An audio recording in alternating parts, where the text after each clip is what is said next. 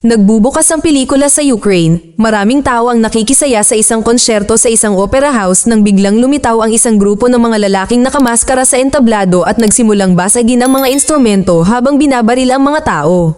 Di nagtagal, dumating ang mga espesyal na puwersa ng Ukrainian, kasabay ng isang grupo ng mga ahente ng CIA, kasama si John. Ang kanyang grupo ay nagmamadaling pumasok na may malinaw na misyon upang iligtas ang isang American VIP at isang espesyal na pakete. Gamit ang mga peking uniforme, ang koponan ni John ay nakikiisa sa mga espesyal na puwersa habang ikinokonekta nila ang mga tangke ng gas sa mga lagusan upang patulugin ang lahat sa pangunahing entablado. Pagkatapos ay nagsimulang maghanap ang koponan sa mga VIP booth at nahanap ni John ang kanyang layunin, kaya mabilis niyang pinabagsak ang dalawang gwardya bago sabihin sa lalaki ang password upang kumpirmahin na sila ay mga kaalyado. Bumaba sa koridor ang mga shooter, kaya hinawakan ni John ang lalaki at tumalon sila sa bintana gamit ang isang lubid. Umupo ang VIP sa gitna ng mga natutulog na tao upang magpanggap na siya ay isang random na lalaki habang si John ay muling sumali sa koponan, ngunit napansin lamang ang isang ahente ng Ukraine na nagtanim ng bomba. Sinabihan ni John ang isa sa kanyang mga tauhan na protektahan ng VIP habang kinukuha niya ang bomba at tumakbo sa coach station kung saan itinago ng kanyang kontak ang espesyal na pakete. Nang mahanap na niya ang metal na kahon, tumakbo siya sa maintenance room para muling makasama ang kanyang team at ang VIP na lalaki na nagsasabi sa kanila tungkol sa isang lihim na lagusan. Ang isa sa mga ahente ay nagpalit ng damit sa kanya bilang bahagi ng kanilang cover. Habang ang karamihan sa koponan ay nag-escort sa VIP palabas sa tunnel na iyon, si John at ang disguised teammate ay tumakbo pabalik sa pangunahing silid upang kunin ang iba pang mga bomba. Biglang tinutukan siya ng baril ng isang sundalong Ukraine at sa gulat ni John, nawala ang butas sa lupa at ang bala na naging sanhi nito ay lumipad pabalik na ikinamatay ng sundalo at bumalik ang bala sa taong nagpaputok nito. Mabilis na umalis ang lalaking ito at napansin ni John ang isang pulang tali sa kanyang backpack. Susunod na inilagay ni John ang lahat ng bomba sa isang bag at inihagis ang mga ito sa mga upuan sa itaas bago siya at ang kanyang kasamahan sa koponan ay tumakbo palabas ng entrance, umalis sa opera house bago pa man sumabog ang mga bomba. Sumakay ang dalawa sa likod ng isang van at agad na binaril sa binti ang kasamahan ni John dahil alam ng mga Ukrainians na hindi siya ang tamang tao. Pagkaraan ng ilang sandali, si John at ang kanyang kaibigan ay pinahirapan sa isang bakuran ng tren para sa impormasyon. Kinuha ng Ukrainian ang kapsula ng lason na itinatago ni John sa kanyang mga damit, ngunit may natitira pa sa kanyang kaibigan. Itinumba ni John ang kanyang sarili para kunin ito gamit ang kanyang bibig, mabilis itong kinagat at hinimatay. Maya-maya ay nagising si John sa isang medikal na kama sa loob ng isang barkong naglalayag. Ang isang mataas na ranggo na ahente ng CIA ay nagpapaliwanag na ang kapsula ay hindi kailanman nagkaroon ng cyanide, ngunit isang pampakalma lamang. Isa lamang itong paraan upang subukan ang katapatan ni John sa kanyang bansa. Ngayon si John ay napili para sa isang lihim na misyon, ngunit ang tanging impormasyon na ibinigay nila sa kanya ay ang code word na Tenet. Nang dumaan ang isang bangka ng mga mekaniko, si John ay nagkunwaring isa sa kanila at pumuslit sa kanilang bangka upang makabalik siya sa lupa. Pagkatapos magnakaw ng kotse, pumunta siya sa isang lab sa lungsod at nakipagkita kay Laura na nakikilala ang code word. Ipinaliwanag ni Laura na sinusubukan nilang pigilan ang World War III at maaaring mas masahol pa ito kaysa sa isang nuclear holocaust. Pagkatapos ay binigyan ni Laura si John ng isang walang laman na baril at nang subukan niya para paputukin ito, isang bala ang bumalik sa sandata. Gumawa din si Laura ng isang bullet jump sa kanyang kamay at ipinaliwanag na siya ay nag-aaral ng mga baligtad na bagay. Ang mga bagay na ito ay nabaligtad ang kanilang entropy sa hinaharap at naglalakbay pabalik sa paglipas ng panahon. Pinapunta rin ni John ang isang bala sa kanyang kamay at itinala ito ni Laura upang ipakita sa kanya ang video na itinuro na mula sa point of view ng bala, ibinagsak niya ito. Si John ay nagsasanay gamit ang baligtad na baril habang si Laura ay nagsasabi sa kanya na ang lahat ng mga bagay na kanyang pinag-aaralan ay ipinadala mula sa hinaharap.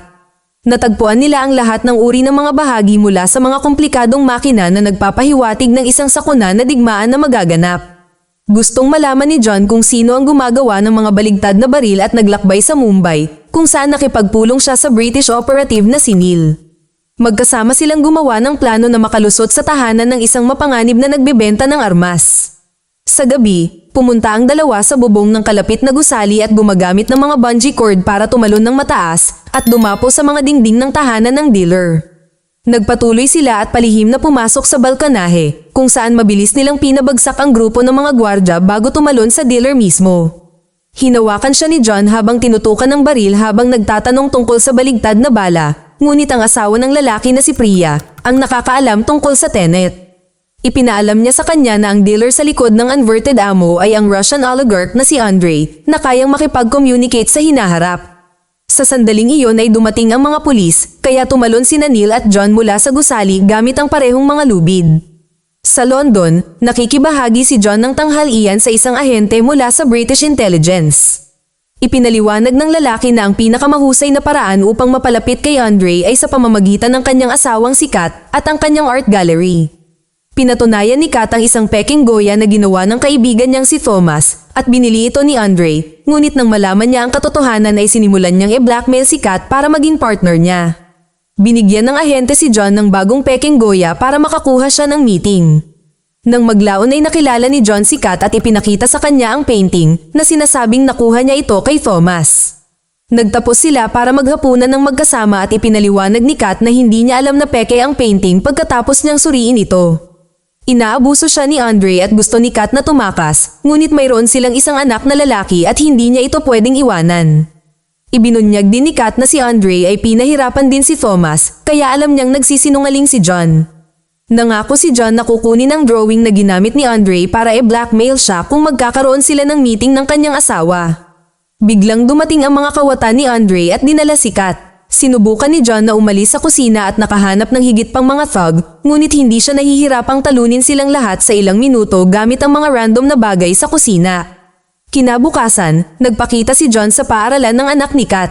Ipinaalam ni Kat kay John na ang painting ay gaganapin sa isang freeport sa Oslo, kung saan ang kumpanya ni Andrei ay nagnenegosyo ng walang pagtuklas mula sa batas. Hindi nagtagal ay nagpakita si Neil sa Freeport habang nagpapanggap na isang interesadong negosyante at sa panahon ng paglilibot, nalaman niya na kapag nagkaroon ng sunog, ang panloob na mga pinto ng vault room ay babalik sa kanilang mga factory setting na ginagawang mahina ang mga ito at madaling mabuksan. Gayunpaman, ang oxygen sa silid na iyon ay sisipsipin dahil ang kumpanya ay gumagamit ng gas sa halip ng mga sprinkler. Sumasang-ayon sina John at Neil na ang pinakamagandang plano ay ang pagbagsak ng eroplano sa Freeport upang matrigger ang lockdown. Kumuha sila ng piloto na si Mahir na nagdadala ng kanyang koponan. Pumunta ang dalawa sa Freeport bilang mga negosyante at kunwari ay may gustong iwan sa vault kaya dinala sila ng isang empleyado doon. Samantala, pinatulog ng pangkat ni Mahir ang isang grupo ng mga manggagawa upang sakupin ang isang eroplano. Habang pinaandar ni Mahir ang eroplano, ang kanyang mga tauhan ay naghulog ng daan-daang gintong upang makaabala sa sinumang nanunood at linlangin ang mga papasok na pulis. Sa sandaling ang eroplano ay nakakuha ng bilis, ang koponan ay lumabas at hinayaan itong bumagsak mismo sa gusali na nagdulot ng isang malaking pagsabog. Sa vault, na-release ang gas at agad na tumakas ang empleyado. Pinigilan ni Neil at John ang kanilang paghinga habang kinukuha ang mga nakatagong gamit sa kanilang briefcase at binubuksan ang lock para buksan ang pinto. Naglibot sila sa paligid ng vault at binubuksan ng iba't ibang mga kandado habang sinusubukang manatiling hindi humihinga. Sa kalaunan, pumasok sila sa isang espesyal na koridor na magdadala sa kanila sa pribadong vault ni Andrei, kung saan tumawid sila sa isang asul at pulang pinto. Natagpuan ng dalawa ang kanilang mga sarili sa magkaibang panig ng parehong silid na pinaghiwalay ng isang glass wall na may mga butas ng bala sa loob nito. Sa sahig, napansin ni John ang isang bungkos ng mga baril at napagtanto na hindi pa ito nangyayari. Biglang umikot ang makapal na revolving door sa magkabilang gilid at lumabas ang mga lalaking naka-SWAT uniform. Pasimpleng itinulak si Neil habang tumatakbo ang lalaki, kaya sinundan niya ito. Nagawa ni Neil na tumalon sa lalaki at tanggalin ang helmet, ngunit nabigla siya sa kanyang nakita. Kasabay nito, sinalakay ng isa pang sundalo si John at naglaban sila kung saan patuloy na kinukuha ng umaatake ang mga baligtad na baril sa kanyang kamay upang maibalik ang mga bala mula sa salamin. Ang lalaking ito ay gumagalaw sa medyo kakaibang paraan at napagtanto ni John na baligtad din siya. Pagkatapos ng maraming pakikibaka, nagtagumpay si John na madaig siya at inihanda ang baril para barilin siya, ngunit dumating si Neil upang pigilan siya. Sinubukan ni John na humingi ng impormasyon, gayunpaman, bumukas ang pinto at ang baligtad na lalaki ay dumulas pabalik. Sa labas ng sirang makina ng eroplano ay nagdulot ng pangalawang pagsabog. Sa sandaling iyon ay dumating ang mga paramedic, kaya nagkunwaring walang malay sina Neil at John. Kinabukasan, muling nakipagkita si John kay Priya.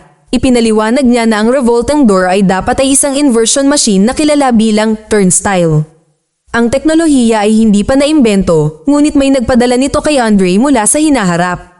Ang mga terorista sa Opera House ay ipinadala ni Andre na gustong makuha ang plutonium mula sa metal box na nakita ni John. Ngayon ang plutonium ay nasa kamay ng mga puwersang Ukrainian na ililipat ito sa loob ng 1 linggo. Gustong patayin ni John si Andre ngunit sinabihan siya ni Priya na maghintay hanggang sa malaman nila kung ano ang nangyayari dahil tila ang kasalukuyan ay inaatake ng hinaharap. Pagkatapos, nakipagkita si John kay Kat at sinabi sa kanya na nasira ang drawing, kaya ngayon kailangan niyang ayusin ang pagpupulong para kay Andre. Nang gabing iyon ay naimbitahan si John sa isang salo-salo sa hapunan at sa wakas ay nakilala niya si Andre, na sa tingin ni Andre ay mayroon silang relasyon ni Kat. Binantaan niya si John at sinenyasan ang mga gwardya na kunin siya, gayunpaman binanggit ni John ang opera at sumang-ayon si Andre sa isang pribadong pagpupulong kinabukasan. Kinaumagahan ay isiniwalat ni Andre kay Kat na nakuha ng kanyang mga tauhan ang painting bago pa ito masunog ng apoy, kaya't mayroon pa rin siyang kapangyarihan sa kanya. Pagkatapos ay pumunta sila sa paglalayag kasama si John na nagbabahagi ng kanyang kaalaman sa plutonium box upang mapagtagumpayan si Andre. Sa isang biglaang pagliko ng bangka, binitawan ni Kat ang harness ni Andre para mahulog siya, ngunit kailangan siya ni John para sa plano kaya siya ay sumisid upang iligtas siya. Mamaya sa yate ni Andre, binigyan ni John si Kat ng baril para maprotektahan niya ang sarili. Pagkatapos ay pinag-usapan nila ni Andre ang isang plano na nakawin pabalik ang plutonium. Ibinahagi ni Andre na siya ay lumaki sa isang war zone at nagtrabaho sa pagkuha ng plutonium mula sa mga nakakalat na warheads.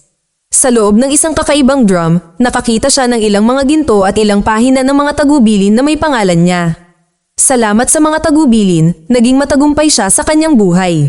Kinagabihan, nagalit si Andre kay Kat dahil sa kanyang ginawa at naghahanda na siyang bugbugin, ngunit itinuro ni Kat na ang kanyang pagsigaw ay magiging dahilan upang iligtas siya ni John at kailangan siyang patayin ni Andre, kaya pinigilan ni Andre ang kanyang sarili.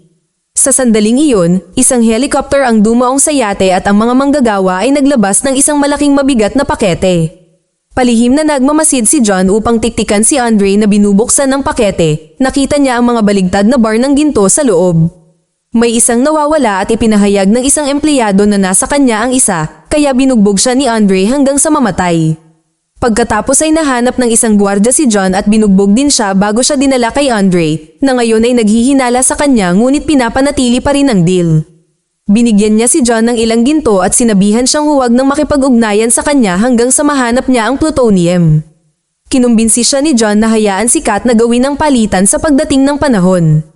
Sa araw ng plano, dinala ni Andre si Kat sa isang bodega kung saan tiningnan nila ang kanyang mga baligtad na sandata.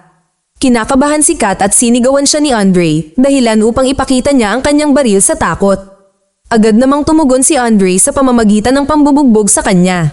Samantala, sinundan ni na John at Neil ang truck na naglilipat ng plutonium na napapalibutan ng mga sasakyan ng seguridad. Nagbigay si Andre ng isang team na nakapaligid sa truck ng iba pang malalaking sasakyan, kabilang ang isang bumbero. Nakadamit bilang isang bumbero, umakyat si John sa hagdan ng bumbero habang ang iba pang mga sasakyan ay nagsimulang bumangga sa mga sasakyan ng seguridad upang pigilan ang mga ito na pinapanatili ang pangunahing truck na nakulong sa gitna nila. Hinaharangan din ng mga tauhan ni Andre ang radyo ng truck kaya hindi sila makahingi ng tulong. Gumalaw ang hagdan at inilagay si John sa itaas ng truck kung saan gumamit siya ng mahinang paputok para gumawa ng butas sa bubong. Tumalon siya sa loob ng truck at pinasabog ang pinto ng safe upang tuluyang makuha ang case na may kahon ng plutonium. Pagkatapos ay umakyat siya kasabay ng isang sasakyan ng pulis na nagsimulang sumunod sa kanila, ngunit binaril ito ng mga tauhan ni Andre upang pigilan ito. Ngayon ay ligtas nang makakaakyat si John sa kotse ni Neil. Tatakas na dapat ang dalawa nang bigla silang nakarinig ng mga salita na binibigkas ng paatras sa radyo. Isang sasakyan sa unahan nila ang biglang nagsimulang gumalaw ng kakaiba at napagtanto nilang gusto ni Andre na nakawin ng plutonium kay John sa halip na panatilihin ang deal. Ang baligtad na sasakyan ay umuurong paatras sa tabi nila at nagsimulang habulin sila, lumapit ito ng husto upang ipakita kay John na hawak ni Andre si Kat bilang bihag. Habang ang isang kotse sa kalsada ay nagsimula ring umusad paatras, inihagis ni John ang case kay Andre upang iligtas si Kat. Sumunod, tumalon si Andre sa ibang kotse dala ang case habang si Kat ay nananatili sa unang sasakyan na ngayon ay wala ng driver. Nagawa ni Kat na buksan ang pinto at si Neil ay nagmaneho sa tabi niya upang si John ay gumawa ng isang mapanganib na pagtalon na sumakay sa kotse ni Kat upang ihinto ito kaagad bago ito bumangga. Nakatakas si Andre ngunit mas marami sa kanyang mga tulisan ang dumating at nagpaputok. Habang binabaril sila ni Neil, may mga lalaking nakalusot at kanidnap sina John at Kat. Pagkatapos ay dinala si John sa bodega, kung saan may isa pang silid na nahahati sa dalawa ng isang salamin na dingding. Pinapanood niya kung paano lumilitaw sina Andre at Kat sa kabilang panig na paatras at dahil si Andre ay nagsasalita ng pabaligtad, isang makina ang nagre-replay sa kanyang pagsasalita sa tamang pagkakasunod-sunod. Nagbanta si Andre na babarilin si Kat kapag hindi sinabi ni John kung saan niya inilagay ang kahon ng plutonium dahil ibinato lang niya sa kanya ang walang laman na case. Noong una, ayaw magsalita ni John pero binaril ni Andre si Kat kaya inamin ni John na itinago niya ito sa sasakyan ni Neil. Biglang sumulpot ang isa pang Andre sa gilid ni John at sinimulang hampasin siya, humihingi ng totoong sagot dahil alam niya ang pagsisinungaling ni John. Sa sandaling iyon, isang grupo ng mga sundalo ang pumasok sa silid at nagpaputok, kaya parehong tumakbo sina Andre at John upang magtago sa turnstile. Ngayon ang Andre mula sa panig ni John ay lumitaw sa kabilang panig upang makumpleto ang loop. Inuulit ang lahat ng katatapos lang mangyari, ngayon ay pabaliktad para tapusin ang timeline. Pagkatapos nito, umalis na rin si Andre at dumating si Neil na nagsasabing nagtatrabaho ang mga sundalo para kay Priya at Tenet. Isang galit na si John ang nagtulak kay Neil at hiniling na malaman kung bakit alam ni Andre ang lahat ng kanilang mga galaw, pinaghihinalaan si Neil na tinatrayor siya. Gayunpaman, ipinaliwanag ng sundalong si Ives na ang ginawa ni Andre ay isang temporal pincer movement. Nangangahulugan ito na kalahati ng mga tauhan ni Andre ay sumusulong sa paglipas ng panahon upang isagawa ang operasyon at pagkatapos ay bigyan ng kalahati ng kaalaman sa nangyari. Ang ikalawang kalahating iyon pagkatapos ay binabaligtad ang sarili nito at matagumpay na nakumpleto ang operasyon na lumilikha ng isang self-informed loop. Hindi matulungan ng mga sundalo si Kat dahil mayroon itong baligtad na sugat, kaya gusto ni John na dalhin siya sa turnstile upang baligtarin ang mga epekto na itinuturo na magagamit niya ang makina sa Freeport upang bumalik sa normal mamaya. Dinala ng buong team si Kat sa makina at lumitaw sila sa kabilang panig habang nakikita nila ang kanilang sarili sa salamin. Ngayong nasa nakaraan na sila, gustong gamitin ni John ang pagkakataong subukang iligtas si Kat mula sa tama ng baril. Binigyan siya ni Soldier Wheeler ng oxygen mask at pinayuhan siyang magsuot ng uniforme ng SWAT para matakpan ang kanyang buong katawan na nagpapaliwanag na hindi niya dapat makita ang kanyang sarili o iyon ay agad napapatay sa kanilang dalawa. Pagkatapos ay umalis si John sa bodega at kailangang masanay sa paglipat sa isang baligtad na mundo dahil lahat ng bagay dito ay paurong para sa kanya mula sa hangin hanggang sa gravity. Sumakay siya sa silver car na nakita niya kanina at nagmaneho papunta sa shootout scene kung saan nakita niya ang laman ng case sa tabi ng kalsada. Inilagay ni John ang isang mikropono sa loob nito at nagtago upang panoorin kung paano tumalon ang case pabalik kay Andre habang siya ay nagmamaneho. Nagsimulang sumunod si John habang nakikinig kay Andre na nakikipag-usap sa kanyang mga tauhan, nalaman na nasuri na nila ang sasakyan at alam niyang nagsisinungaling siya. Habang nagmamaneho siya palapit, pinapanood niya ang kanyang sarili na nakuha ng case at ang plutonium box na nakatago sa silver car ay lumilipad pabalik sa case. Lumalabas na ihihagis ni John ang plutonium box sa silver car sa una pa lang. Nakita ni Andre ang pangalawang John na ito at inilipat ang kanyang sasakyan upang mabangga siya, pagkatapos ay sinindihan niya ang tumutulo na gas nito. Natakpan ng malaking apoy ang sasakyan at isang pagsabog ang nagpatambak kay John. Ilang sandali pa ay nagulat si John nang magising siya sa likod ng isang truck kasama sina Neil at Kat. Nalaman niya na mula nang siya ay pumunta sa pabaligtad na mundo. Ang mga epekto ng pagsabog ay napawalang bisa at ito ay nagbigay sa kanya ng hypothermia sa halip na sunugin siya. Sinimulan ni John na tanungin si Neil dahil alam niya ang lahat sa simula. Gayunpaman, nangako si Neil na sasabihin sa kanya kung sino ang kumuha sa kanya mamaya. Naaalala ni John na narinig niyang binanggit ni Andre ang isang bagay na tinatawag na algorithm, kaya ipinaliwanag ni Neil na ito ay isang aparato na ginawa upang baligtarin ang buong mundo at tapusin ito. Makalipas ang ilang sandali, huminto ang truck sa Oslo Freeport kung saan ibinangga ni Mahir ang eroplano. Tinakpan ni Neil at John ang kanilang mga katawan ng mga uniforme at inilipat ang isang natutulog na Kat sa isang stretcher patungo sa gusali. Habang naghahanap si John ng pasukan, sumabog ang makina at itinulak siya sa isang pinto na nagpapakitang siya ang SWAT guy na natagpuan ang kanyang sarili. Nangyayari muli ang buong labanan ngunit dahil ito ay nasa kabaligtaran na ngayon, ipinapakita nito na sinusubukan ni John na lumayo sa kanyang sarili sa pamamagitan ng paggawa ng kaunting pinsala hanggat maaari. Nakarating sila sa turnstile room at pagkatapos na barilin ang salamin, tumalon si John sa makina para ibalik ang sarili sa normal. Lumilitaw siya sa kabilang side at tumakbo palayo, doon na siya hinabol ni Neil at tinanggal ang helmet niya. Nagulat si Neil nang makita ang mukha ni John at ito rin ang dahilan kung bakit hinayaan ni Neil na umalis lang lalaki noong nakaraan. Pagkatapos ay binuksan ni John ang pinto para makapasok sina Neil at Kat habang nagnanakaw siya ng van. Maingat na iniiwasan ni Neil ang kanyang sarili at matagumpay na nakapasok sa makina na binabaliktad ang kanyang sarili at si Kat sa normal. Nakatakas sila sa van at ngayon ay normal na ang pagdaling ni Kat. Maya-maya, binisita ni John si Priya at sinabi sa kanya na alam niya na ang kahon na kailangan niyang makuha ay may algorithm. Ipinaliwanag ni Priya na sa hinaharap, ang isang siyentipiko ay lumikha ng paraan ng pagbabaligtad ngunit natatakot na ito ay gagamitin para sa digmaan. Sa makatuwid, hinati ng siyentipiko ang algorithm sa 9 na piraso at ipinadala ang mga ito sa nakaraan upang panatilihing ligtas ang mga ito. Ang isa sa mga piraso ay ang plutonium box at ngayon ay mayroon na si Andre ng siyam. Ang mga hukbo sa hinaharap ay pinili si Andre upang sirain ang mundo at nagpadala sa kanya ng mga tagubilin sa metal na drum na natagpuan niya noong bata pa siya. Binalak ni Priya na nakawin ni John ang kahon at kusa itong mawala kay Andre para mailabas niya ang lahat ng piraso para sa kanyang plano. Sa paraang ito ay maibabalik silang lahat ng kanyang team at pumayag si John na tulungan sila. Pagkalipas ng ilang araw sa barko ni Priya, ipinaliwanag ni John at Neil kay Kat na hindi pa nila kayang patayin si Andre dahil ang kanyang kamatayan ay mag-a-activate ng algorithm at ang katapusan ng mundo. Ipinaliwanag ni Kat na malamang nabalak ni Andre na tapusin ang sarili dahil namamatay na siya sa cancer.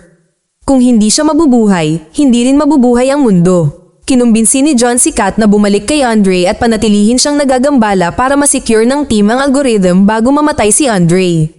Pagkaraan, ang koponan ni John, Neil, at Ives ay pumunta sa reverse world gamit ang makina ni Priya at nagsimulang magsanay kung paano lumaban sa mundong ito para sa paparating na misyon. Dinadala ng mga helicopter ang koponan sa lungsod ng Soviet kung saan lumaki si Andre dahil napagpasyahan nila na ang algorithm ay magpapasabog doon. Ipinaliwanag ni Ives ang plano sa lahat ng detalyado, magkakaroon ng baligtad na asol na koponan at isang pasulong na pulang koponan. Ibig sabihin ay susubukan nilang mag-pull off ng temporal na pincer upang ipasa ang impormasyon sa isa't isa. Sina Neil at Wheeler ay nasa asol na koponan habang si Ives at John ay sa pula, ngunit ang dalawa sa kanila ay maghihiwalay upang makuha ang algorithm. Kasabay nito, hinintay ni Kat ang kanyang sarili na umalis sa yate ni Andre at palihim na sumakay upang hanapin si Andre. May nakahanda ng lason si Andre para tapusin ang kanyang sarili, kaya't sinisikap ni Kat ang kanyang makakaya na panatilihin siyang nagagambala. Sa lalong madaling panahon ang parehong mga koponan ay nakarating sa inabando ng lungsod at nagsimulang labanan ng hukbo ni Andre. Nakikita ng bawat koponan na umuurong ang isa, ngunit nananatili silang magkakaugnay salamat sa kanilang mga relo. Ang magkabilang panig ay nagsisimulang mawala ng mga sundalo habang desperadong binabaril nila ang isa't isa at ang mga baligtad na pagsabog ay patuloy na nagpapabagsak o nagsasama-sama ng mga random na gusali. Kapag ang mga relo sa magkabilang koponan ay nagtutugma sa oras, ang koponan ni Wheeler ay gumawa ng isang malaking pagsabog na nagsisilbing isang distraction para kay Ives at John na pumuslit sa loob ng underground base. Sa labas, napansin ni Neil ang isang kaaway na lumalabas sa tunnel ng pabaliktad at umaalis sa isang helicopter pagkatapos mag-set up ng isang paputok. Nag-aalala, humiwalay si Neil sa kanyang koponan at pumasok sa isang lumang gusali, kung saan nakita niya ang makina na ginagamit ng koponan ni Andre. Binaliktad din ni Neil ang sarili at sumakay sa isang truck para bigyan ng babala ang kabilang team ngunit huli na, ang lagusan ay naharangan na ng pagsabog. Sa ilalim ng lupa, nakita ni Ives at John ang isang saradong gate at isang asul na sundalo ang patay sa kabilang panig. Nagulat si John nang makita ang parehong pulang string sa backpack. Sa sandaling iyon, lumitaw ang sundalong nakita ni Neil at nag-iwan ng radyo para makapag-monologue si Andre kay John tungkol sa katapusan ng mundo habang inihahanda niya ang algorithm. Sa sandaling iyon ng patay na asul na sundalo ay nagsimulang gumalaw dahil siya ay nabaligtad at nabaril ng kaaway kapag sinubukan niyang barilin si John. Itinulak ng bumagsak na katawan niya ang gate at tumalon si John sa tauhan ni Andre para pigilan siya sa pagpapasabog ng algorithm. Isang labanan ang naganap at pagkatapos makipagpalitan ng ilang suntok, nagawa ni John na itulak ang sundalo mula sa plataporma hanggang sa kanyang kamatayan. Sa yate, napansin ni Kat ang kanyang sarili na bumabalik sakay ng bangka at nataranta, kaya binaril niya si Andre at itinapon sa dagat. Pagkatapos ay tumalon din siya at iniligtas ni Mahir bago siya makita ng kamukha niya. Sa kabutihang palad, nakuha ni na John at Ives ang algorithm at inihagis ni Neil ang isang hook sa ibang tunnel upang ilabas ang dalawa at ang algorithm bago sumabog ang bombang na-activate ng pagkamatay ni Andre. Kapag natapos na ang lahat, hinati ni Ives ang algorithm sa 3 kaya siya, si Neil, at John, ang bawat isa ay nakibahagi upang magtago sa iba't ibang lugar. Pagkaalis ni Ives, napansin ni John ang pulang tali at napagtanto niyang tinutulungan siya ni Neil noong umpisa pa lang. Sa wakas ay ipinahayag ni Neil na si John ang nag-recruit sa kanya sa hinaharap, sa katunayan, ang buong plano ng Tenet mula pa noong una ay kay John. Ngayon ay dapat bumalik si Neil sa timeline kung saan siya ay naglaho sa isang gate. Sa huling eksena, maya-maya ay nasa London na si Priya kasama ang isang bantay, handang patayin si Kat. Gayunpaman, lumitaw si John at pinatay muna ang lalaki. Sinabi ni John kay Priya na pareho silang nagtatrabaho para sa kanyang hinaharap na sarili at pinatay din siya. Pagkatapos ay pinapanood niya si Kat na sa wakas ay masaya kasama ang kanyang anak. Mag-subscribe para sa higit pang mga video na tulad nito, i-on ang notification at mag-iwan ng like para matulungan ang aming channel. Salamat sa panunood.